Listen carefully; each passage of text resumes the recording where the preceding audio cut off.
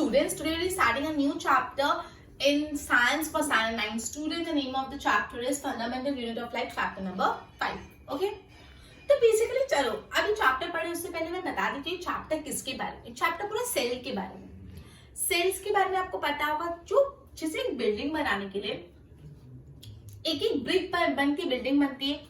एक पत्थर रखा, दूसरा पत्थर, तीसरा पत्थर रख रख इतनी बड़ी इमारत, इतनी बड़ी बिल्डिंग बनती है।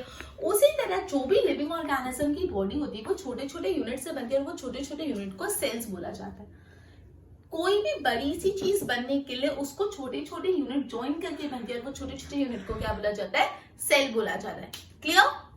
ओके। तो रॉबर्ट हुक ने सबसे पहले क्या किया? एक स्लाइस ऑफ कॉर्क ऑब्जर्व किया।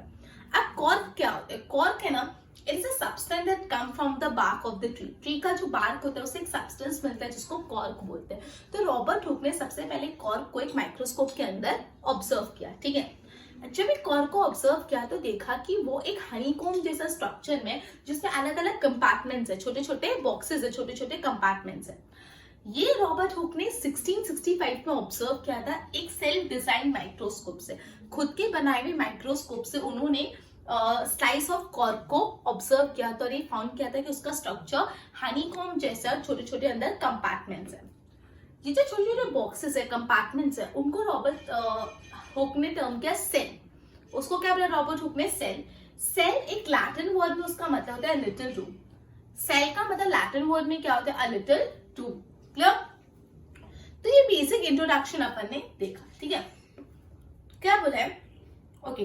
तो जो रॉबर्ट हुक है उन्होंने सबसे पहले एक कॉर्क का स्लाइस सेल्फ डिजाइन माइक्रोस्कोप के अंदर ऑब्जर्व किया। तो उसने देखा ये जो कॉर्क का डिजाइन है वो एक हनीकॉम्ब स्ट्रक्चर में और छोटे छोटे कंपार्टमेंट्स थे। हर एक कंपार्टमेंट को उन्होंने सेल बोला। सेल एक लैटिन वर्ड है जिसका मतलब होता है लिविंग रूम। मैंने आपको सेल का मतलब बताया कि सपोज एक बड़ी सी बिल्डिंग बनाने के लिए एक एक पत्थर जोड़ के बड़ी सी बिल्डिंग बनती है, एक एक ब्रिक जोड़ के, उसी तरह लिविंग ऑर्गेनिज्म की बॉडी भी छोटे छोटे यूनिट से बनी हुई है। वो छोटी यूनिट को बोला जाता है सेल। अपनी बॉडी में भी बहुत सारे सेल्स, अपनी बॉडी सेल्स से बनी हुई। सेल्स जुड़ जुड़ के क्या बनते हैं? टिश्यू। टिश्यू जुड़ के क्या बनते हैं? ऑर्गन्स। क्लियर? ये सपोज अपना हाथ का ऑर्गन है, अपना हाथ का ऑर्गन है तो इसके अंदर बहुत सारे सेल्स है। समझ आई? ओके।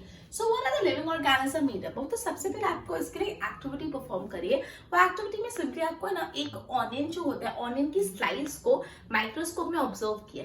ठीक है, वो पूरी एक्टिविटी आप उसको रीड कर लेना कि कैसे ऑब्जर्व करना है। वो ऑब्जर्व करने की पूरी एक्टिविटी है।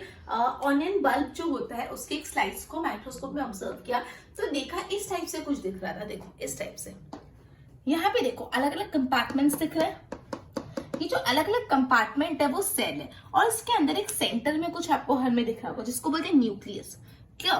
तो बेसिकली ये जो छोटे छोटे सेल्स है वो मिलके ऑनियन का पूरा बल्ब बनाते हैं। ठीक है, तो उसी तरह जो भी लिविंग ऑर्गेनिज्म उनकी बॉडी भी सिंगल छोटे छोटे सेल से बनी हुई और सेल के अंदर न्यूक्लियस होता है। अब जैसे मैग्नीफाइंग लेंस का इन्वेंशन हुआ, it lead to discovery of microscopic world. Microscope मतलब क्या होता है? जो सबसे छोटा, माइक्रो। तो जैसे मैग्नीफाइंग लेंस डिस्कवर हुआ उससे माइक्रोस्कोपिक वर्ल्ड का इन्वेंशन चालू हुआ, मतलब छोटी छोटी चीजों को स्टडी करने का प्रोसेस चालू हुआ। ठीक है, जैसे मैग्नीफाइंग लेंस इन्वेंट हुआ उससे माइक्रोस्कोपिक वर्ल्ड का डिस्कवरी हुआ, मतलब छोटी छोटी यूनिट्स को स्टडी करना चालू हुआ। ठीक है, single cell may consist of the whole organism।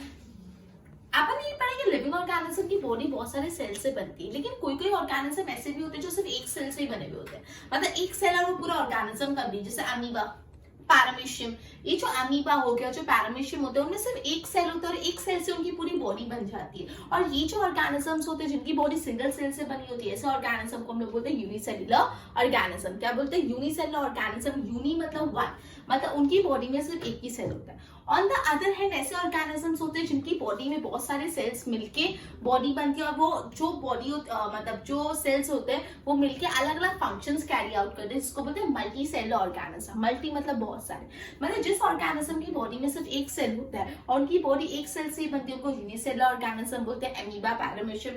और वैसे ऑर्गेनिज्म जिनकी बॉडी बहुत सारे सेल से बनती है उनको हम लोग मल्टी सेलुलर ऑर्गेनिज्म बोलते हैं, जैसे फंगाई हो गया, प्लांट्स हो गए, एनिमल। अपन यूनिसेलुलर है नहीं, अपन मल्टी सेलुलर, अपने बॉडी में बहुत सारे सेल्स हैं। Cells divide to produce cells of their own kind. अब एक सेल से और सेल कैसे बनते हैं, एक सेल वो डिवाइड होता है, फिर और सेल बनते हैं, फिर वो और डिवाइड होते हैं, फिर और डिवाइड होते हैं, और सेल्स मल्टीप्लाई होते जाते हैं, ठीक है। Okay, so all cell come from the pre existing cell.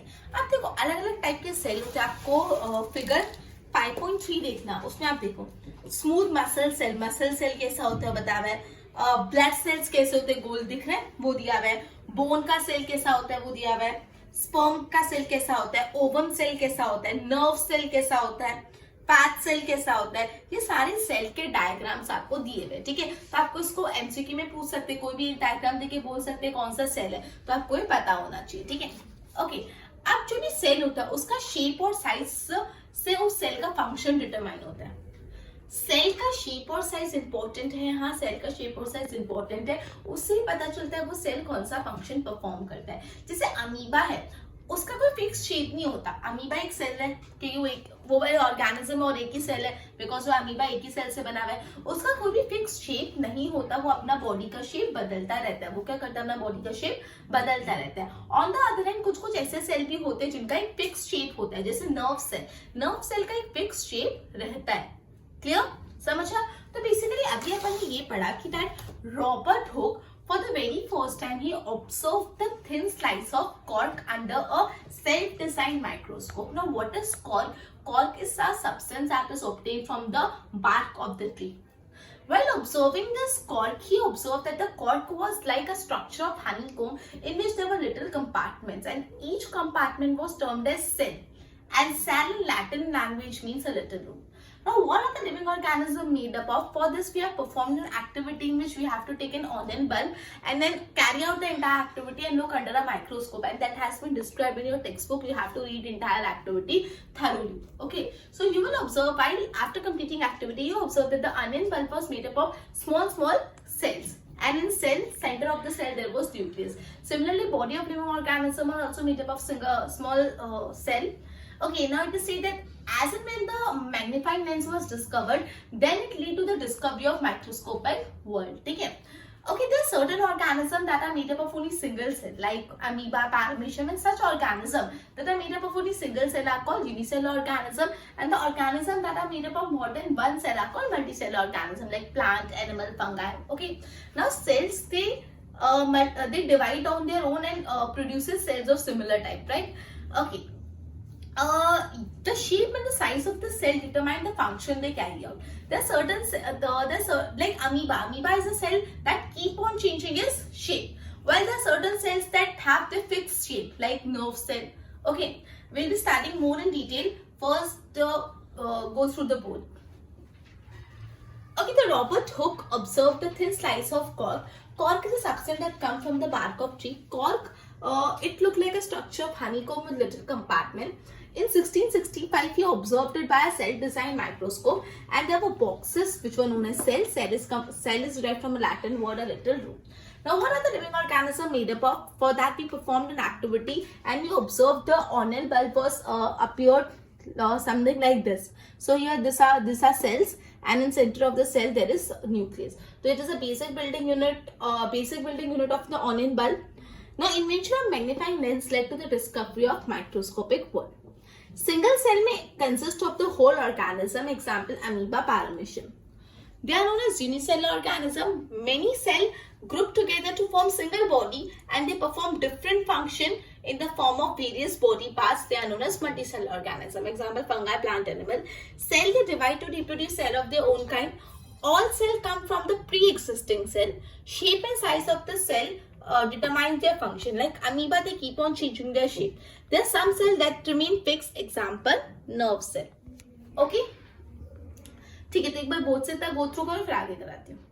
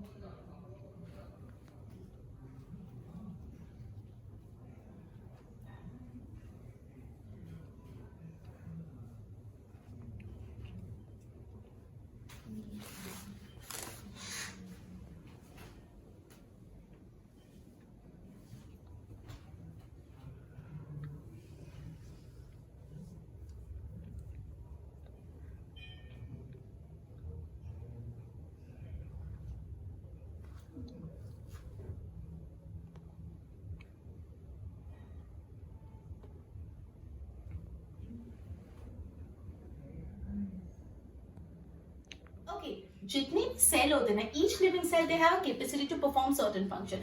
Her cell कोई ना कोई फंक्शन परफॉर्म करता है। नर्व सेल है तो वो थिंकिंग प्रोसेस और ये सब कंट्रोल करता है। हर सेल कुछ ना कुछ फंक्शन परफॉर्म करता है। ब्लड सेल्स का अलग फंक्शन, हर सेल का कुछ ना कुछ फंक्शन होता है। मल्टीसेलुलर ऑर्गेनिज्म में डिवीजन ऑफ लेबर होता है, that is different part of the human body perform different function. Division of labour मतलब क्या, अपन मल्टीसेलुलर ऑर्गेनिज्म से अपने बॉडी के जितने भी पार्ट से अलग अलग काम करते हैं। हाथ मूवमेंट का काम करते हैं, ठीक है, लेग से हम चल पाते हैं, राइट, ब्रेन से हम सोच पाते हैं। तो अलग अलग जो बॉडी पार्ट है ह्यूमन बीइंग के, वो अलग अलग काम परफॉर्म करते हैं। इसको बोलते हैं डिवीजन ऑफ लेबर। मतलब हर जो बॉडी पार्ट है वो अलग अलग काम कर रहा है, ठीक है। जैसे हार्ट है, हार्ट क्या कर रहा है, ब्लड पंप कर रहा है। स्टमक का काम क्या है, डाइजेशन करना। ब्रेन का काम क्या है, नर्वस एक्टिविटी कंट्रोल करना। तो बेसिकली जितने भी बॉडी पार्ट्स है वो कुछ ना कुछ फंक्शन परफॉर्म करते हैं। ये डिवीजन ऑफ लेबर सेल के अंदर भी देखा जाता है। ये जो डिवीजन ऑफ लेबर की हम बात कर रहे हैं वो सेल के अंदर भी देखा जाता है। सेल के अंदर एक स्पेशल कंपोनेंट होता है जिसको बोलते हैं सेल ऑर्गेनेल।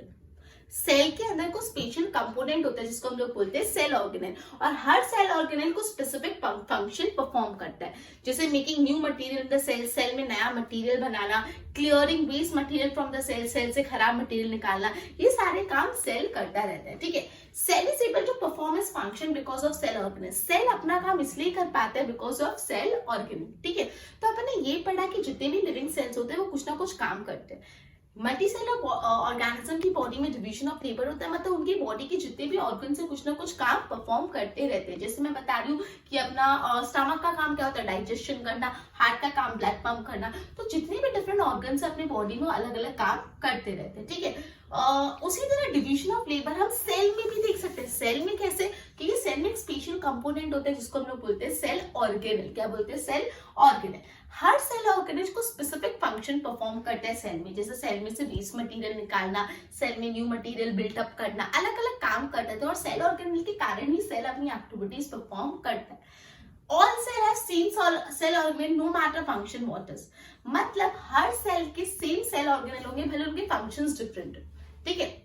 अब जो सेल ना उसके तीन फीचर्स होते हैं, तीन कंपोनेंट होते हैं, we can say plasma membranes, nucleus और साइटोप्लाज्म। ये ध्यान रखना, जो भी सेल है उसके तीन कंपोनेंट होते हैं, प्लाज्मा मेम्ब्रेन्स, न्यूक्लियस और साइटोप्लाज्म। सेल में जो भी एक्टिविटी होती है सेल के अंदर या सेल और सेल के बाहर जो इंटरैक्शन होता है वो सारी एक्टिविटी तीन फीचर्स के कारण ही होते हैं, that is plasma membranes, nucleus and cytoplasm. Clear. तो अपन ने ये पढ़ा कि all the living cell they carry out some or other function, right? In multicellular organism there is division of labor, that is each body part of a multicellular organism carry out certain activity, like the function of the stomach is to digest, function of the brain is to think, function of the heart is to pump the blood. Okay, so different body parts they carry out different functions. Similarly, there is division of labor in cell also. How? Because in cell there is a special substance which is known as cell organelle. Okay, there is special substance in cell which is known as cell organelle. Okay, now this each cell organelle they carry out different activity. Each cell organelle carry out different activity, like they make new material in the cell, they clear out waste material from the cell, right? Okay, activity of cell is possible because of cell membranes organelle. Okay, so all cell have same cell organelle irrespective of कौन सा function perform कर रहे, right? Okay, after that you need to remember there are three features or three component of the cell, that is plasma membranes, nucleus and cytoplasm. And all the activity inside the cell or the activity in cell or from an external environment, all these are carried out because of this three features, right? Board पे ध्यान दो। Each living organism have capacity to perform certain basic function. Division of labor is seen in multicellular organism. Different part of the human body they perform different function, like heart pump, blood, stomach, digest. Division of labor is seen within cell. Cell contain a special component which is known as cell organelle. Each cell organelle performs specific function, like they make new material, they clear out waste material from the cell. Cell is able to perform its function because of the cell organelle. All cells have cell organelle no matter what function they perform. All cells they have same cell organelle no matter what function they perform. Now cell, there are three component of cell: plasma membranes, nucleus and cytoplasm. All the activity that are present in the cell and the interaction of the cell with the environment is because of this features. Okay. Okay, तो basically अपने आज basic cell के बारे में, fundamental unit of life के बारे में देखा। नेक्स्ट सेशन में आगे कंटिन्यू करेंगे। Till then goodbye. बस की नोट्स बना लो।